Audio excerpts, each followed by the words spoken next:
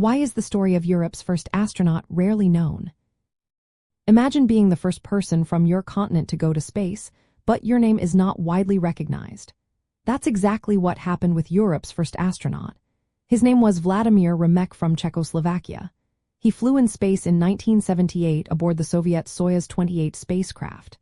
This made him the first person from a country outside the Soviet Union or the United States to reach space. Yet, many people have never heard of him. Why is that? The main reason is that his mission was part of the Soviet Union space program called Interkosmos. This program was created to include astronauts from Soviet-aligned countries during the Cold War. Vladimir Remek's flight was under Soviet command, not a European space agency.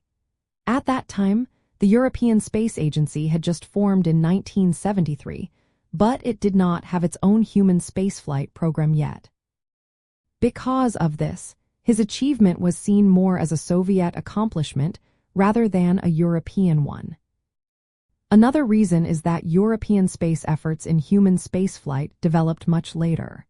The European Space Agency started selecting its own astronauts in the late 1970s and early 1980s. The first official ESA astronaut was Ulf Merbold from West Germany, who flew on a space shuttle mission called Spacelab in 1983.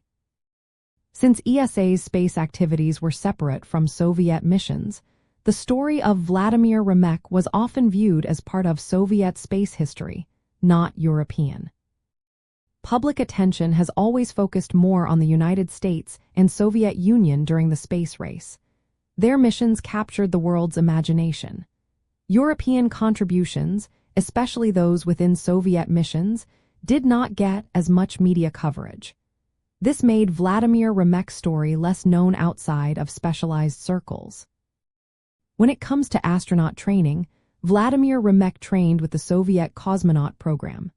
This involved intense physical, psychological, and technical preparation specific to Soyuz spacecraft and Soviet space stations.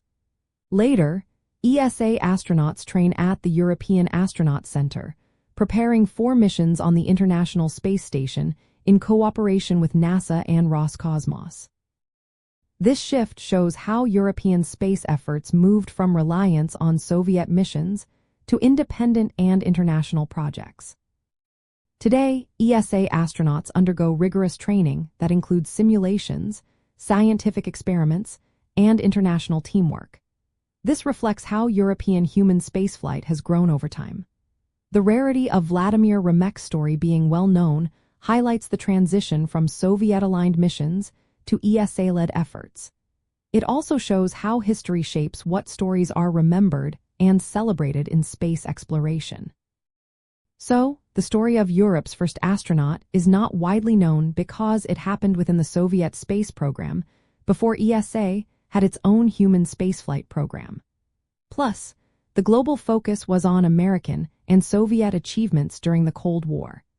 Understanding this helps us see how European space efforts have evolved from those early days into the international collaborations we see today.